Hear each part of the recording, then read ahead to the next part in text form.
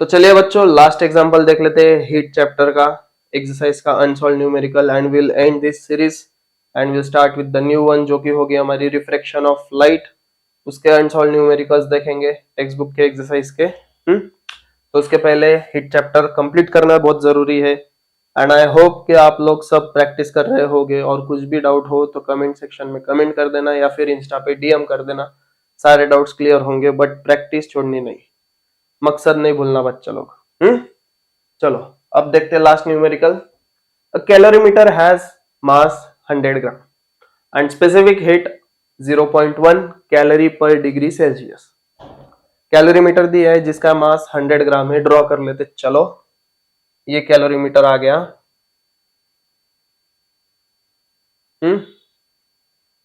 इसका मास कितना है? ये कैलोरीमीटर, उसका मास 100 ग्राम दिया है एंड स्पेसिफिक हीट लिखने की कोई जरूरत नहीं। Contains 250 gram of a liquid at 30 degree. अब ये कैलोरीमीटर के अंदर क्या है? लिक्विड है। कितना है? 250 grams of liquid at what temperature? 30 degree temperature. अब एक चीज याद रखो, सेकेंड न्यूमेरिकल में नहीं, सेकेंड या थर्ड न्यूमेरिकल में हमने देखा था कि जो लिक्विड अंदर होता है कैलोरीमीटर के, उसका जितना टेम्परेचर है वही सेम टेम्परेचर रहेगा कैलोरीमीटर का। तो ऑब्वियस बात है इस कैलोरीमीटर का भी टेम्परेचर 30 डिग्री सेल्सियस ही रहेगा, बराबर। अब वो जो लिक्विड है उसकी स्पेसिफिक हीट क्या है? 0.4 कैलोरी पर डिग्री, कैलोरी पर ग्राम डिग्री सेल्सियस, बराबर। If we drop a piece of ice, अब इस लिक्विड के अंदर हमने एक पीस ऑफ आइस ड्रॉप कर दिया, अब ये गया पानी के अंदर। अब पानी तो है नहीं, लिक्विड है, स्पेसिफिकली पानी दिया नहीं है, लिक्विड है वो।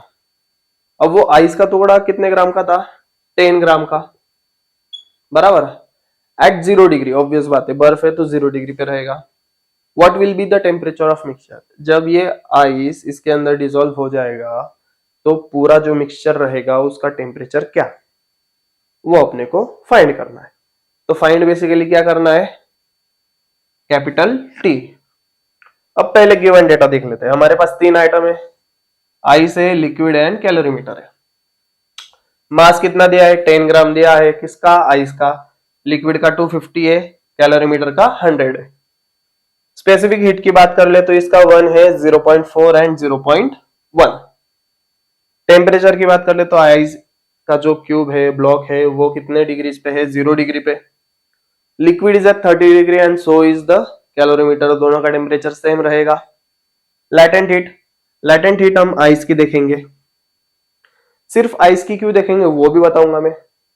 80 कैलोरी पर ग्राम दिया है, लिक्विड की नहीं है एंड कैलोरीमीटर की जरूरत नहीं है हमको लैटेंट हीट के लिए, बराबर। अब फाइंड क्या करना है हमको? Capital T. अब फॉर्मूला देख लो, फॉर्मूला क्या दिया है? Q is equal to Q1 plus Q2, Q is equal to Q1 plus Q2। अब ये Q किसके लिए? ये Q आइस के लिए, Q1 किसके लिए?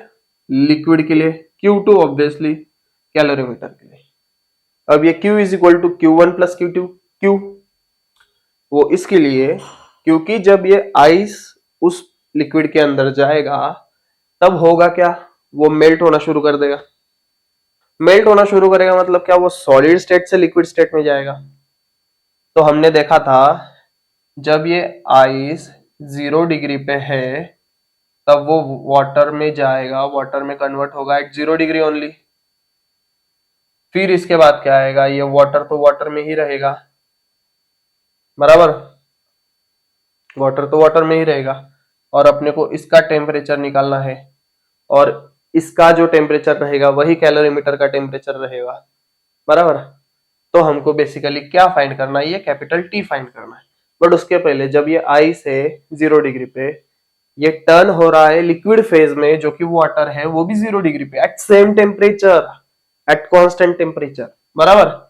तो यहाँ पे कौन सा फॉर्मूला लगेगा? ML वाला फॉर्मूला लगेगा, बराबर।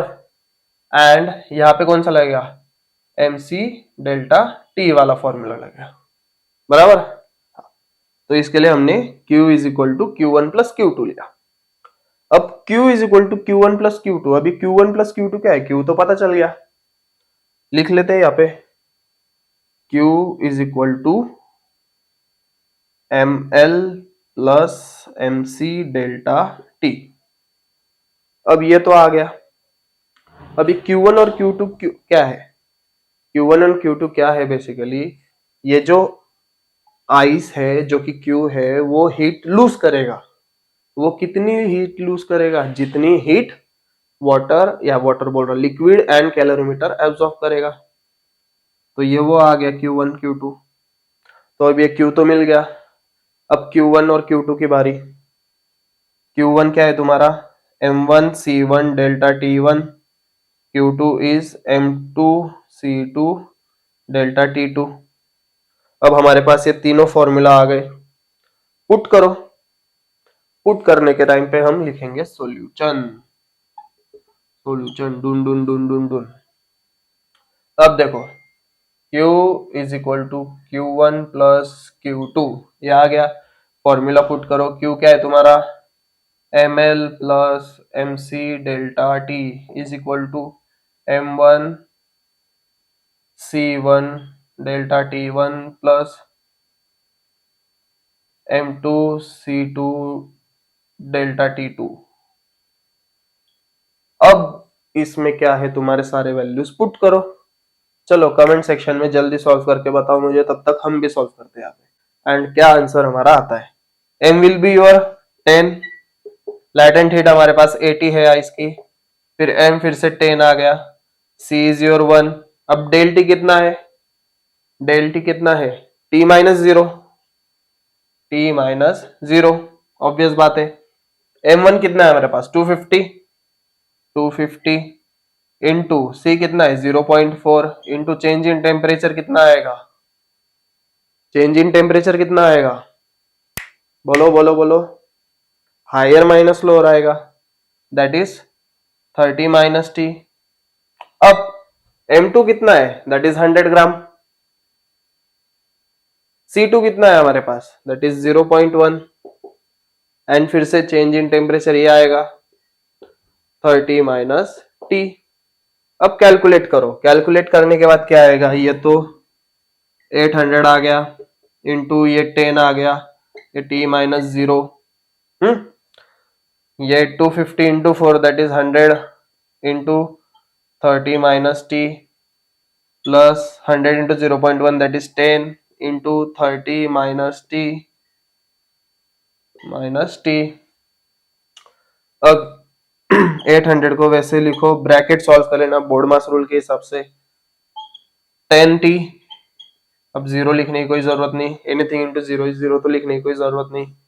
अब ये देखो, यहाँ पे सबसे पहले एक चीज गौर करो कि ये ब्रैकेट एंड ये ब्रैकेट सेम है, तो हम एक ही बार लिखेंगे बाद में।